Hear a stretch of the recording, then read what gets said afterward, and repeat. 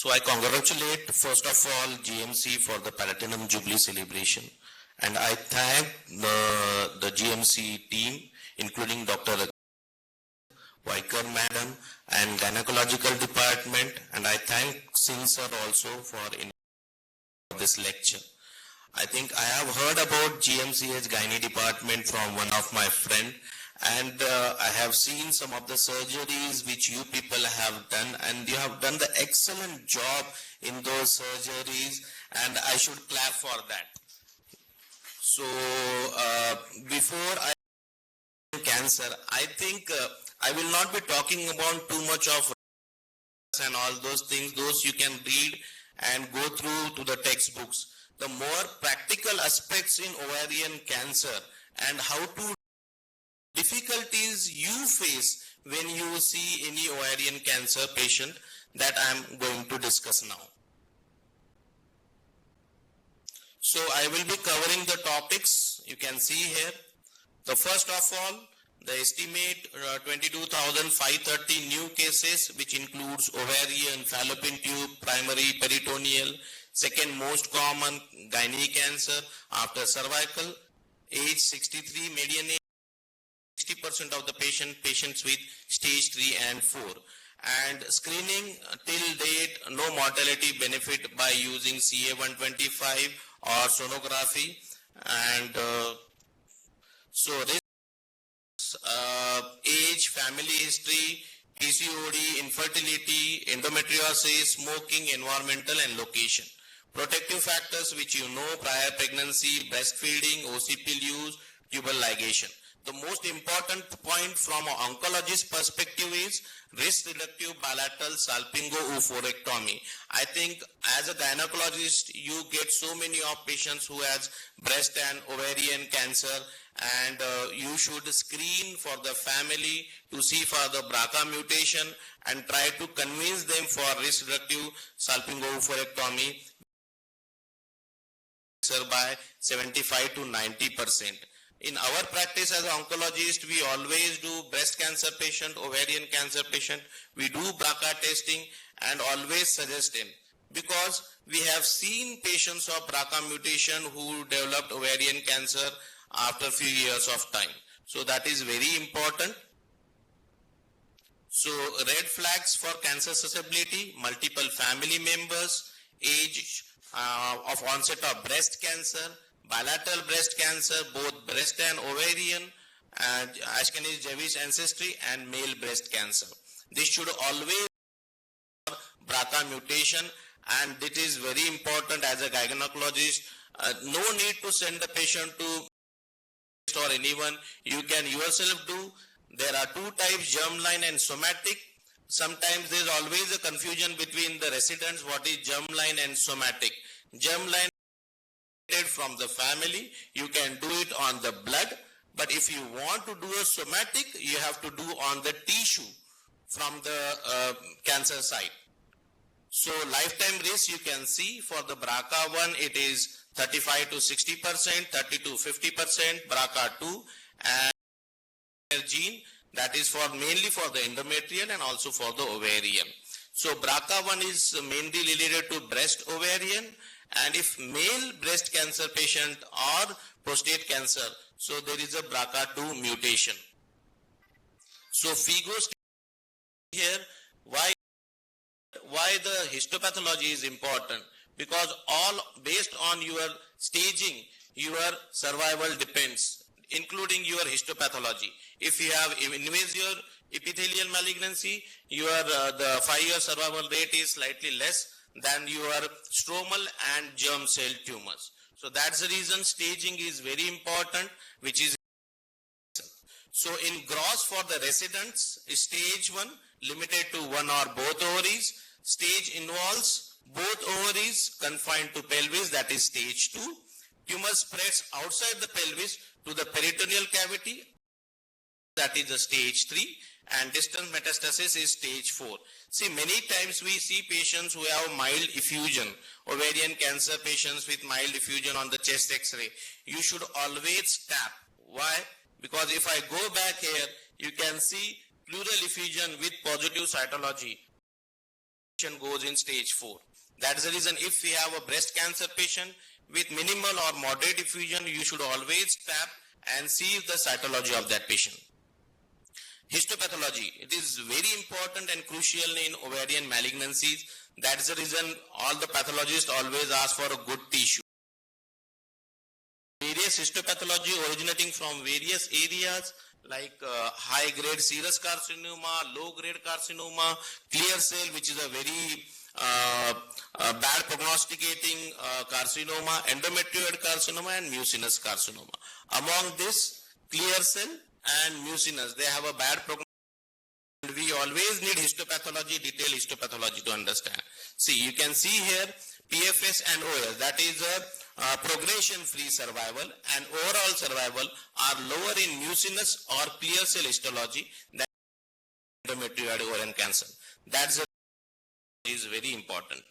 So I am directly going to the initial management. Once the patient comes to you, I know most of the patients comes to you only.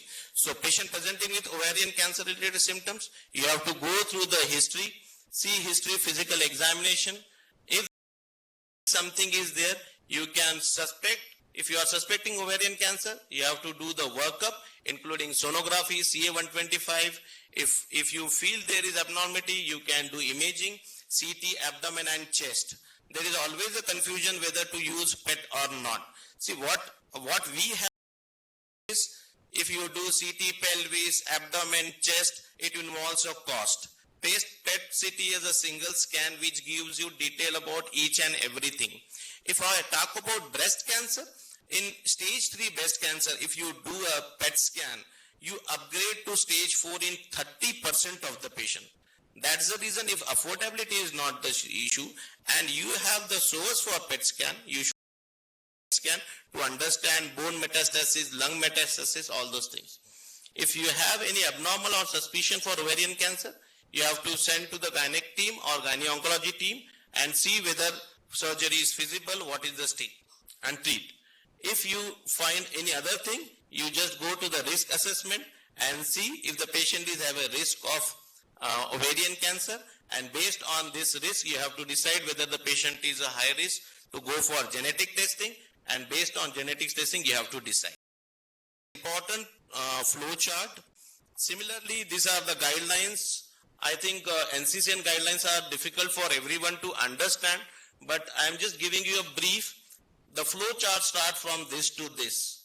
Clinical presentation, you see all this, any symptoms which you know better than me, which includes scans and CA-125. There are some other markers also, inhibin and all those things, but they have no clear-cut idea. Still, CA-125 is one of the good marker to tell us, and then you have to clinically stage the patient. And as per the stage, you have to decide.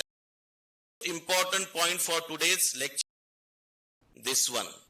So stage 1A to 4 patient, surgical candidate, optimal cytoreduction like. If the patient can, if the surgeons can do optimal cytoreduction, then even if it is a stage 4, you can consider for optimal cytoreduction. But if the patient is a poor surgical candidate and the surgeon feels no, optimal cytoreduction is difficult, then you should go for neoadjuvant chemotherapy and then followed by surgery. So the role of us comes here. We come here also, but after surgery, and here we come before the surgeons.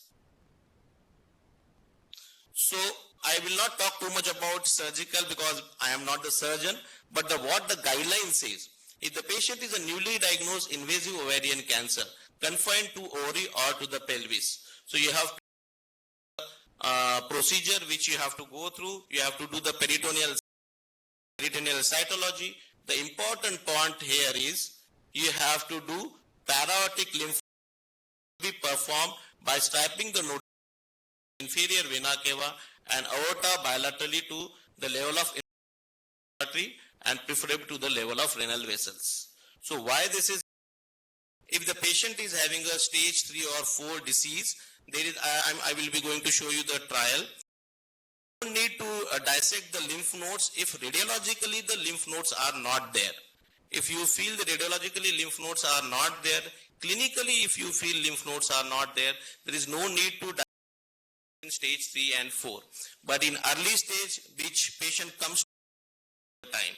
So we need that lymph node. We see many times the histopathology report which shows TAH, BSO and omentectomy, but we don't see lymph node in early stage. So we need to see the lymph nodes in early stage. If you open the abdomen, there are lymph nodes in stage 3 and 4, you should do lymph node dissection.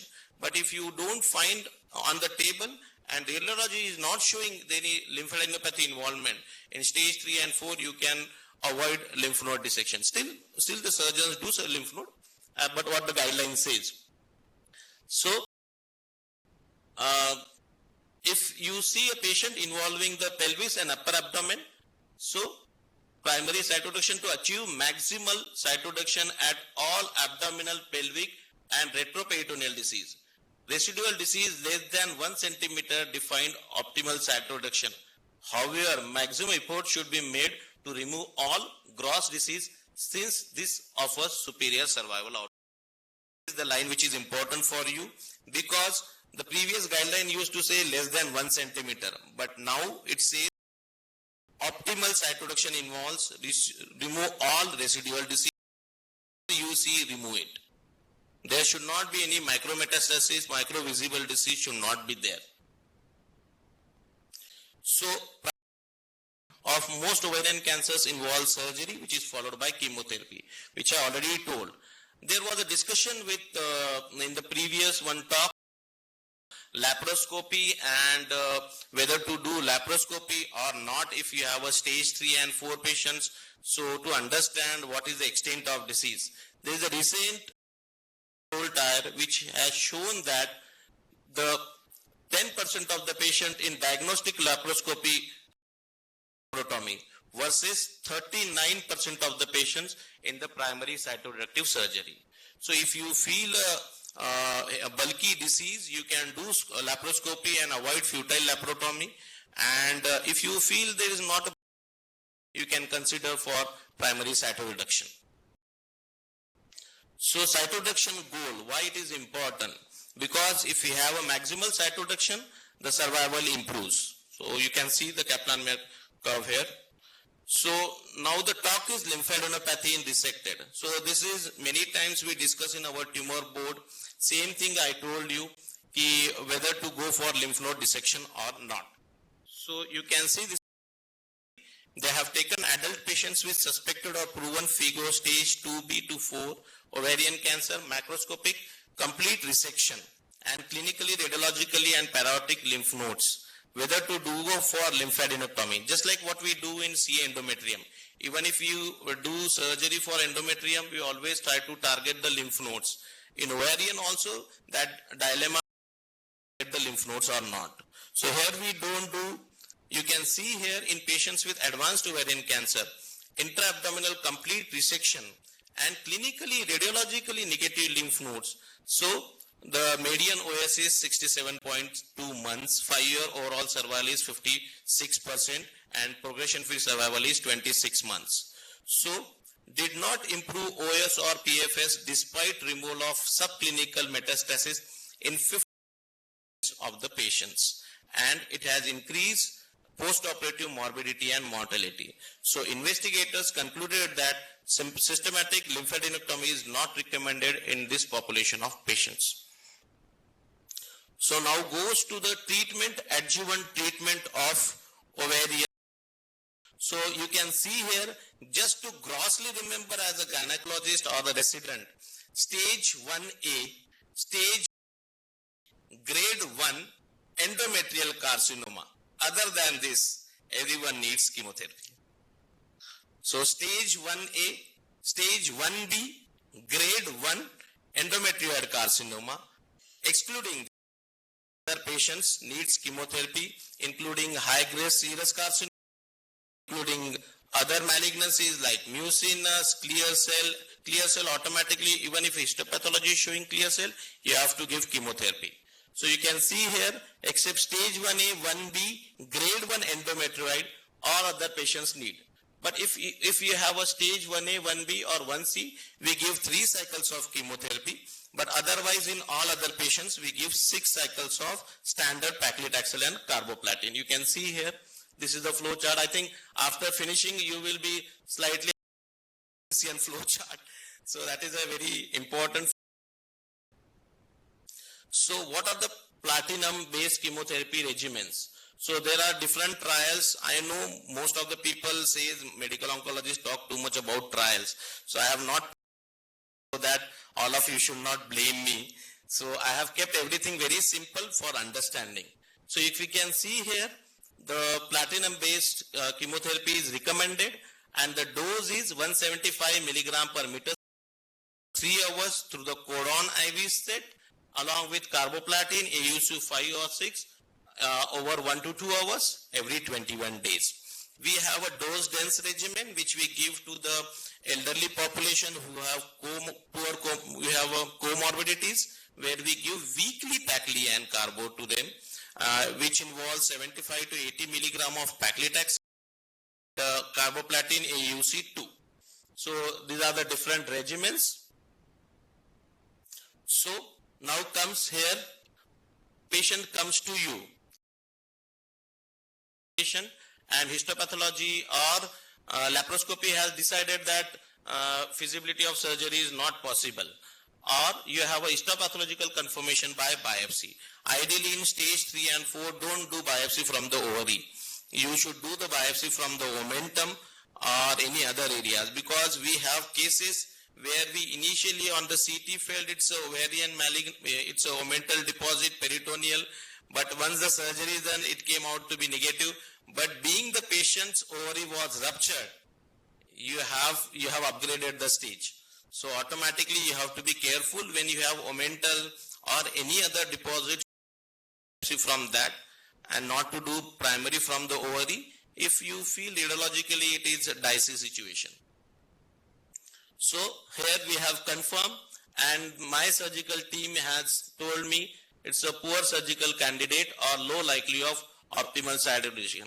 I am very favorite among my surgeons because I always send all my patients to surgeons first. I always send them, I take their tick mark, so you tell me surgery possible or not. So automatically they tell us, no sir, surgery not possible, Mukesh, you take the chemotherapy. There is no blame on my side. So that surgeon says, no, surgery mein kar sakta tha ya kar sakti thi, lekin aapne bheja nahi. So I always tell surgeons to come first in a picture. Let them say surgery is feasible. I am okay with it. My question is always to them, whether you are doing optimal cytoreduction or not. If you are not okay with it, please don't do. I will go for chemotherapy. You can do the surgery later. So poor surgical candidate, neoadjuvant therapy. And genetic risk, including right now, somatic we are not doing, which do, but in our hospital still we are doing germline because we have a coupons, we can get it free of thing. And among, if I test among 100 patients, I get 5-6 patients who are BRCA. So that is very important. I think in all ovarian cancers and breast cancers, you should do BRCA testing irrespective of your stage.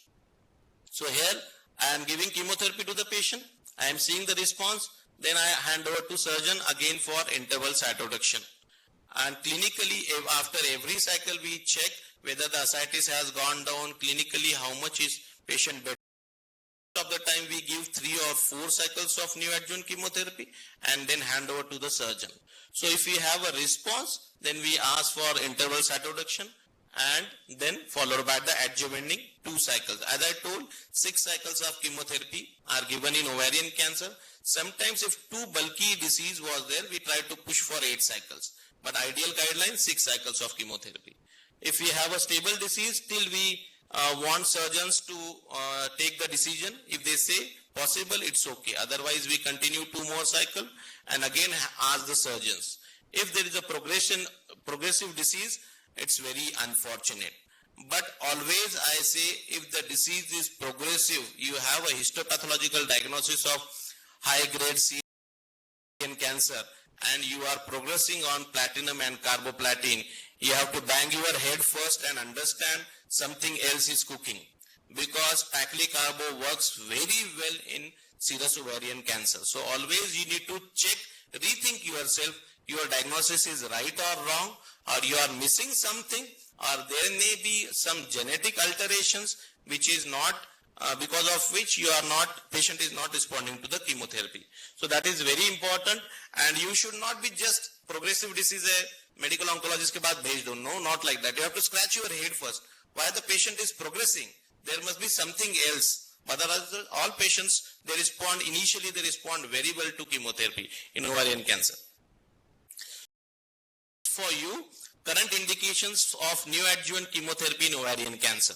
So, a poor performance, medical condition, or optimal cytoreduction less likely. The second is CT finding with diaphragmatic disease more than 2 cm, extraperitoneal disease, multiple liver mets which you cannot resect, involvement of portahepatic head and body of pancreas, and suprarenal paraortic lymphadenopathy. These are some of the indications where we feel neoadjuvant therapy should be given first, followed by surgery. So neoadjuvant therapy is a patient which I told. These are the trials, but I just put the names of the trials which has told us there is no much of survival benefit between neoadjuvant chemotherapy versus primary cytoreduction, but you can see the surgical comorbidities and post-op recovery will be less if you have given neoadjuvant therapy followed by surgery. Otherwise, there is no difference. So guidelines, as I told just now, suspected, does the patient have perioperative morbidity? Yes, chemotherapy, or no, cytoreduction, and go for chemotherapy. Some drug reactions to platinum, I'm not going to discuss too much because time limit will be there. So platinum's most common during high possibility of infusion related reaction. You can see if it is a mild reaction, you can just give avyl hydrocod and you can again re-challenge. If it is a serious reaction and life-threatening, you have to stop the paclitaxel and use other regimens, doxorubicin, gemcitabine, which are the other regimens which you can use. So this is most important when you give paclitaxel because it's very common to have allergic reactions. So that's the reason you always have to pre-medicate the patients with dexamethasone, avyl and hydrocortisone all together. So frontline treatment for stage 3 and 4, similar to the previous slide. Surgical candidate, poor surgical candidate, and then decide as per. Now comes here, see, we are always greedy. As a medical oncologist, we feel, or as a doctor, we always feel, yeah, लेकिन अभी patient बाद में क्या करना है? Patient तो progress हो जाएगा, stage 4 है तो. So we are always greedy, what to do next. So we have other options like other chemotherapies, targeted therapies, hormonal therapies, which we can give as a maintenance therapy to the patients. So it is always like that. If you have a paclitaxel, you want something else. Then you have a paclicarbo, you want something to add. Then you have a paclicarbo and targeted therapy. So this is now talk of the time, and you have to have this, and you should upgrade yourself. It is not like that. So 20 years before I used to use paclitaxel, I am using that. No. You have to upgrade yourself, and you have to understand there are things which are changing, practical modality treatments are changing, everything is changing. So you have to have your mindset and change yourself, change mindset, and you should treat accordingly. So now the same thing, if you have ovarian cancer, if you have done surgery, treatment, everything. So maintenance therapy. We have seen many patients which we have kept on maintenance therapy and they went into cure. But we don't use the word cure for seen they have cured. So that's the reason maintenance therapy is important, because if you keep the patient on observation, we know that the patient can come back with a relapse recurrence. So that's the reason maintenance therapy is important. So maintenance therapy started with initially paclitaxel, but because of side effect profile, it went off. Then bevacizumab came in a picture. Bevacizumab is a monoclonal antibody which acts against vascular endothelial growth factors, because everyone needs food. Tumor needs blood. So for the blood to suppress that tumor, we have this drug which reduces the blood feeding to the tumor, and because of this, then the tumor shrinks and we have a good progression of the disease. After that, the talk of the town, I can say, or talk of the oncology field is a PARP inhibitor, olaparib. You can see here, I think pointer is not working.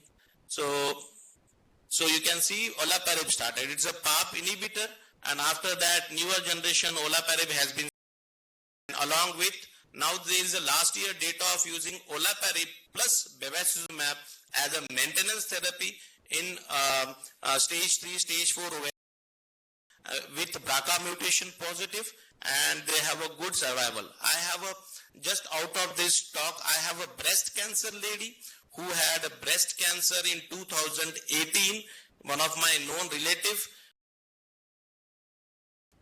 and then they asked me the survival. I told probably triple negative, 6 or 8 months probably. Then being she was young, 40 years, I checked her BRCA mutation and she came BRCA positive. And I started without any chemotherapy to that lady. I started on olaparib. She took 2 years, and since 2021, her PET scan is in complete response and she is absolutely fine. And now 2022 ending, and they asked me the question, sir, they are my relative. They asked me, तुमने बोला था कि TNBC है 6-8 महीने brain mets है तो, and I told, see, these are all the genetic markers, and you should always do this. And right now you cannot, if you see her, you will not feel that she is a treated case of triple negative breast cancer. So that's the reason evaluation is very important. That's telling. If you have a patient of ovarian cancer who is progressing on paclicarbo, that means something is fishy, something is missing, or you have a less knowledge, you are not able to understand what is happening. We also, sometimes we ask our colleague or our teachers who has taught us, sir, aise ho raha hai, progress ho rahi hai, pata nahi kya ho raha hai. So you always search the literature, you always search something that something is missing. And all oncology patients, I always tell in my each meeting to each and everyone, so don't deprive cancer patients by treatment. I see many times stage 4 hai, inoperable hai, advanced age hai, comorbidities hai, nahi kuch nahi dena hai, rehne dena.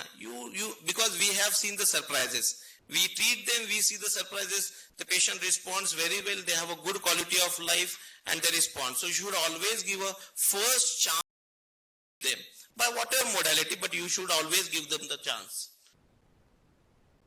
So bevacizumab, as I told, these are the trials. I am not going into the details of the trials, and bevacizumab is continuing as a maintenance therapy from the start. PARP inhibitors, these are the drugs. This is the flow chart which has been started. What are PARP? See what happens when the tumor cell break down and automatically the cell cycle repair. If the patient is having BRCA mutation, then the cell cycle repair will not happen and they turn into the abnormal cells. So here we try to block this BRCA mutation by the PARP inhibitor so that the cell killing will happen and the tumor suppresses. So why BRCA? If you can see here, 50% of the high-grade serous ovarian cancers of alternate homologous recombination repair genes. These are the various genes. Most of the time we check BRCA1 and 2, PAL-B, CDK2, and these are the markers, biomarkers which we check, and depending upon on this we tell. Now there is a talk about using HRR gene panel. So these are basically the further progress of BRCA mutation. So previously we used to do germline BRCA1 and 2. As the research has gone, we have found that the HRR gene panel. So the HRR gene panel means that is a cause for the mutation and cause of ovarian cancer. After that, now we check the HRD gene, checks the genomic instability, loss of heterozygity, telomerase, everything. It's not only about BRCA mutation, it's about more than BRCA, because as I told, progressive disease, but there are gene mutations or HRD panel deficiency, and these PARP inhibitors. So that's the reason, if cost constraint is there, you can at least do BRCA. If cost is not the issue, you can do HRDL panel and you can check. So what are the evolutionary milestones? Bevacizumab, now these three drugs are there, niraparib, olaparib, rucaparib, veliparib, these are the drugs which are used. Now this is the proposed flow chart. Again, why I am giving every time this flow chart? Because the different guideline has given this flow chart. It's not my guideline, these are the different guidelines. You can see here, check the mutations, and based on mutation you have to decide. If you have used bevacizumab as a initial regimen, then you have to continue bevacizumab along with the PARP inhibitors, and if you check any mutations, treat accordingly. The lower down are the which I am not going into the details. So genetic cancer, what are the current guidelines? So in epithelial ovarian cancer, if you have a high grade ovarian cancer, the germline testing for BRCA1 and BRCA2 and other ovarian cancer susceptibility genes. It is recommended for all regardless of family history of ovarian or breast cancer. If not performed at initial diagnosis, testing should be offered as soon as possible. Somatic testing on the tissue recommended from women without germline mutations. At disease recurrence, offer somatic tumor testing and mismatch repair gene testing.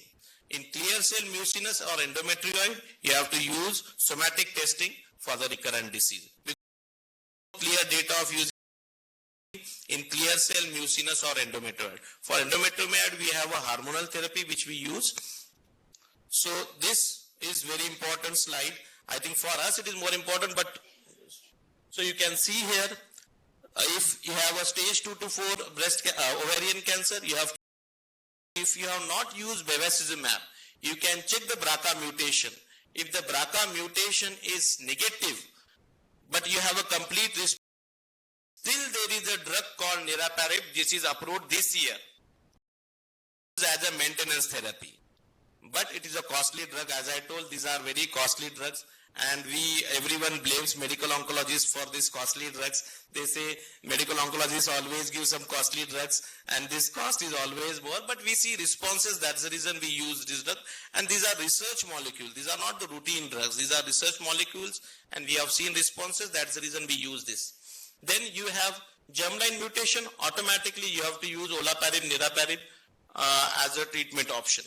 If you have used bevacizumab as a treatment, then you have to see here if the patient is having not having BRCA mutation, you can just continue with bevacizumab. You can see there is a column here. As I told, BRCA mutation deficient.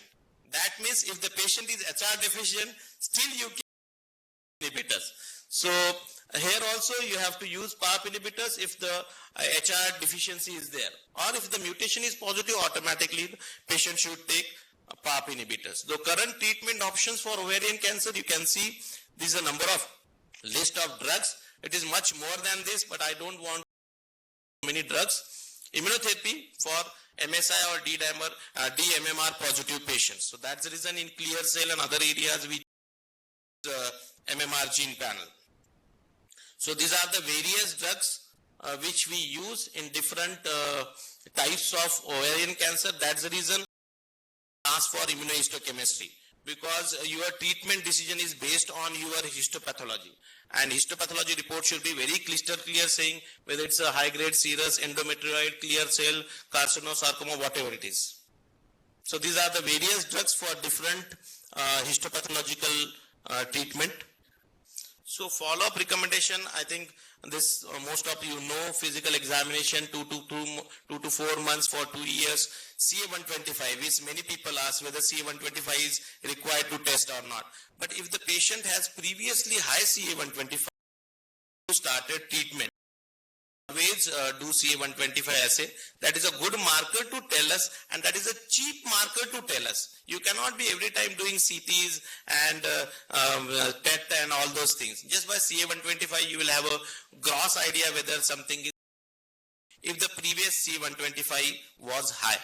Because if you have a mucinous, all those areas, their CA125 will not be too high. So depending upon the baseline value. So now this is important because this is this year's ASCO guidelines. This was the questions asked by the gynecologist to the oncologist. The first question was, what clinical evaluation should be performed in all women with suspected or newly diagnosed stage 3C or 4? So the recommendation says, should be evaluated by a gynecological oncologist prior to initiation of therapy, whether they are candidate for primary cytoreductive surgery. So these are the recommendations. 1.2 recommendation, CT of the abdomen and pelvis with oral and intravenous contrast and chest imaging for the extent of the disease.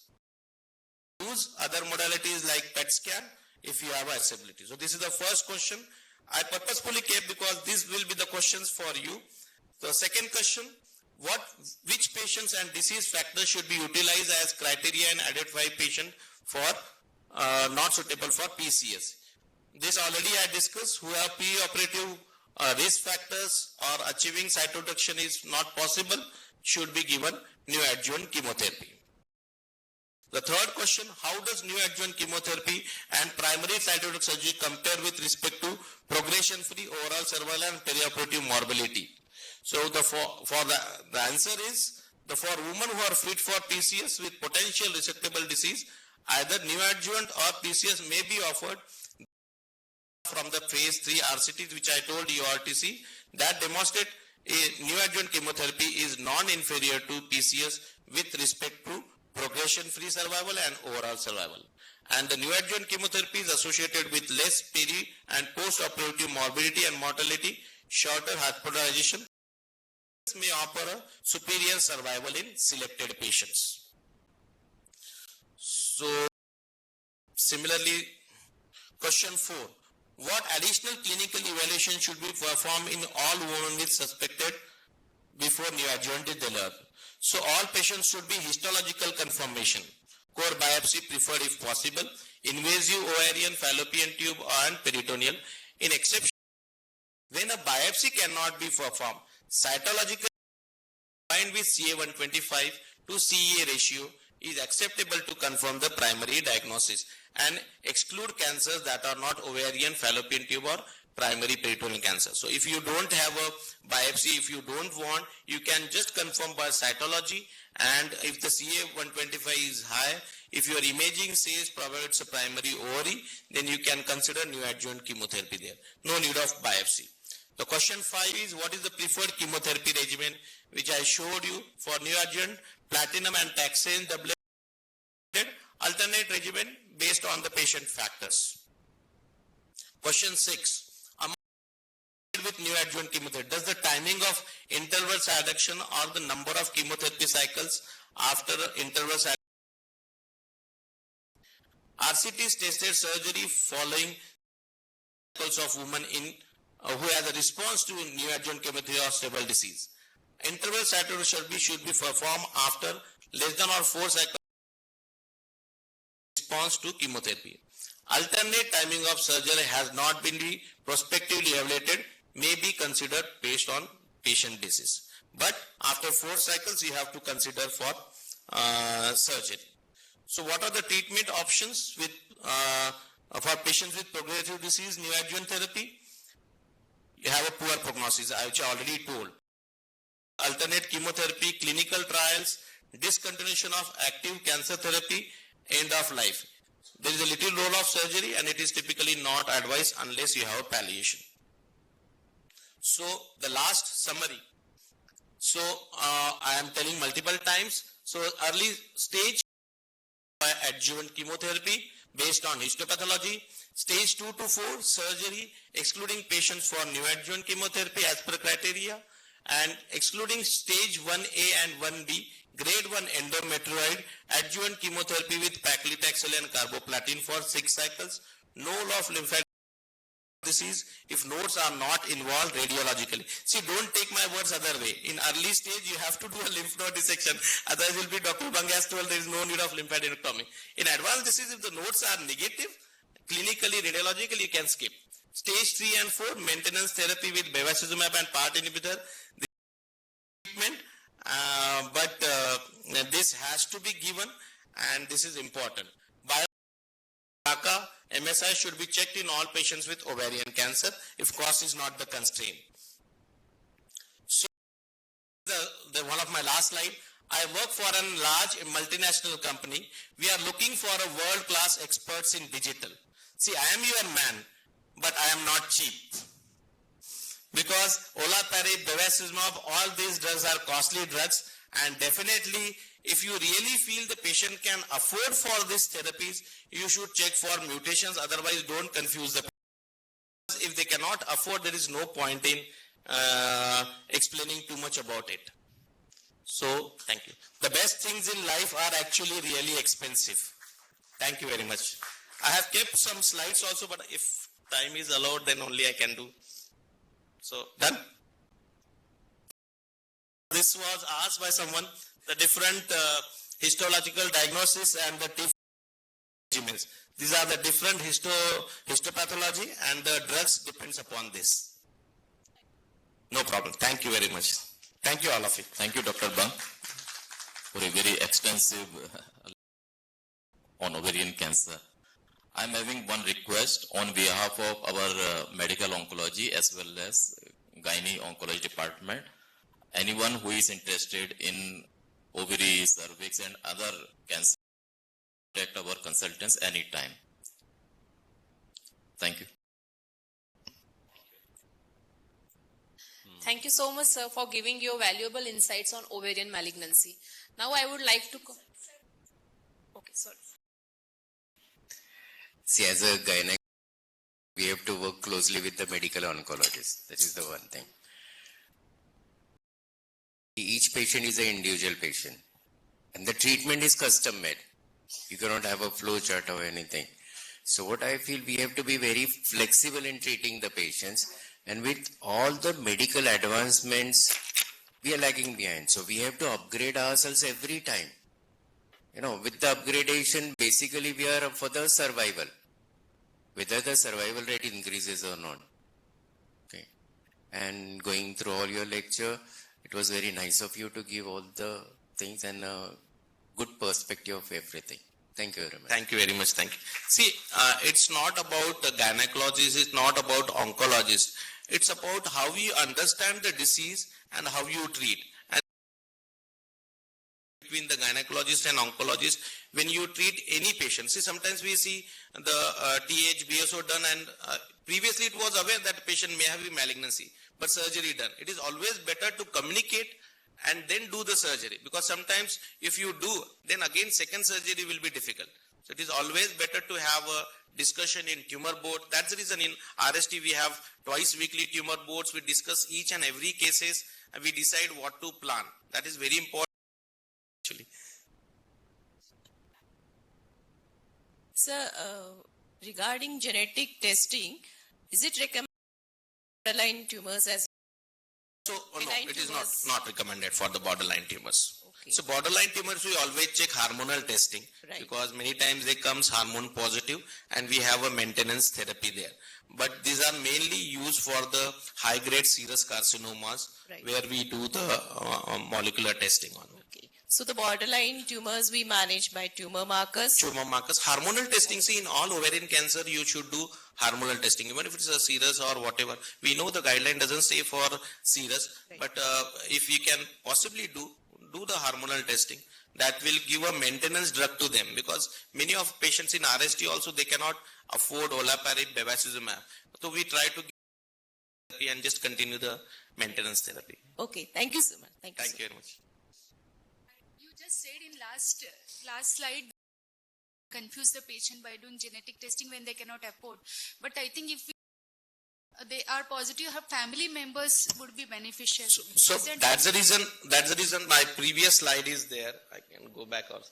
So you can see whenever you do all those things, you should have a genetic counselor first, and you should have a family members who understand it. Because if you tell them that you are BRCA positive, they will run away from you and they will not understand. So whenever we have this, so we always ask the family members, we always have a genetic counselor, and we should ask genetic counselor to check it first and then decide for the molecular testing. So that is important, I think. See, risk assessment.